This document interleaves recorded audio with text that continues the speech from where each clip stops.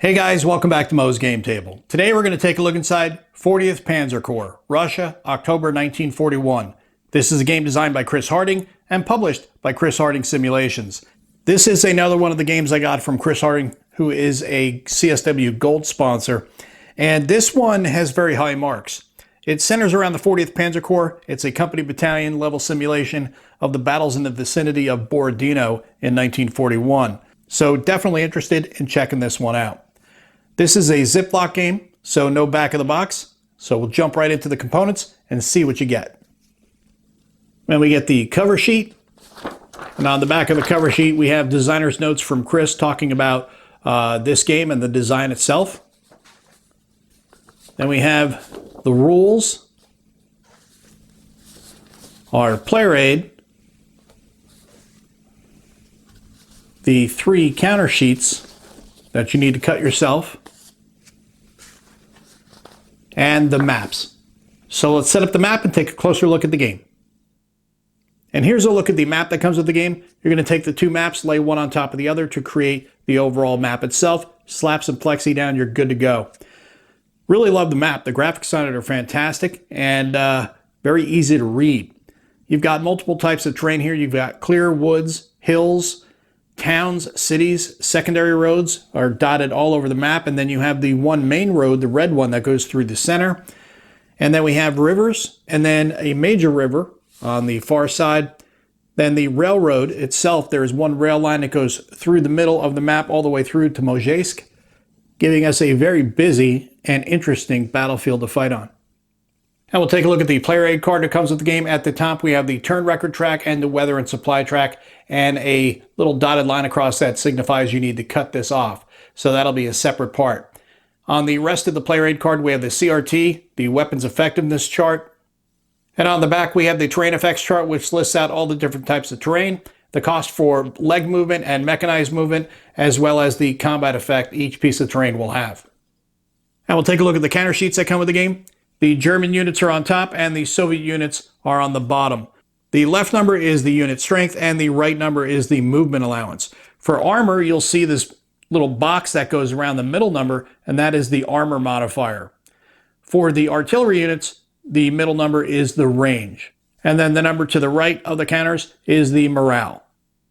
And the last 2 counter sheets are administrative counters. The top counter sheet is your step loss markers, and then you have other administrative counters at the bottom. The 2 important ones to keep an eye on are no ZOC and ZOC, because in this game, ZOCs are only exerted by stacks of units that have 3 strength points each. Now we'll take a look at the rules. This is an 8-page rulebook. On the front cover, we have the table of contents, and we get to the introduction, the game equipment, an explanation of how to read all the counters, and then the target and fire classes in use in the game. On the second sheet, we continue on with unit types, the abbreviations, maps and charts, game scale, game length, and then the sequence of play at the bottom of page 2. Each turn has the weather and supply phase, and then the German player turn, prepared combat phase, and the movement phase, then the Soviet player turn, prepared combat phase, and the movement phase. And all of these steps in the phases are explained here. Then we get to zones of control, which is what we talked about just a moment ago looking at the counters. On the left-hand side of the counter, you're going to have the step strength. You need to have a stack of at least 3 to exert a zone of control. Otherwise, you do not exert a zone of control, which is going to be a little different from what we're used to in many games.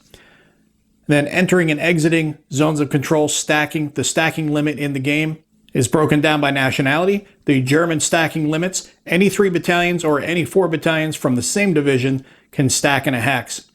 For the Soviets, any 2 battalions or any 3 battalions from the same regiment or brigade can stack in the hex.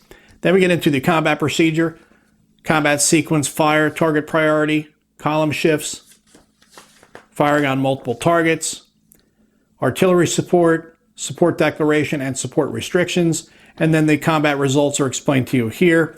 You have some options as well down on page 6. Morale checks, because remember the morale is the number on the right-hand side of the counter, and then you have advance after combat.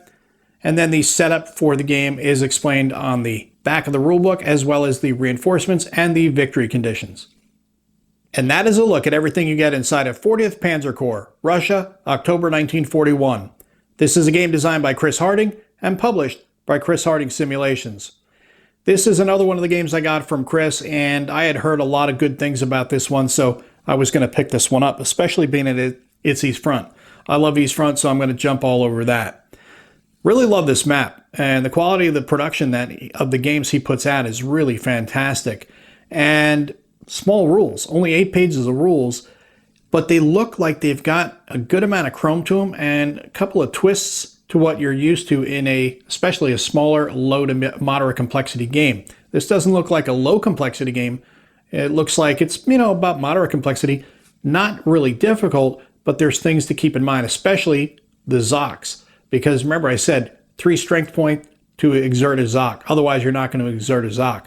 Here, you've got to make sure that you've got your stacks set so that way you can set those Zocs and slow down the advance of your opponent. Well, looking forward to getting this one on the table. I love the small footprint look, and it's East Front, so with the good positive notes I've heard about it, I'm really excited to play it. Well, I hope that helps you guys out if you'd be curious about this one. You have any comments or questions, post them down below. Thanks for tuning in, guys. See you next time.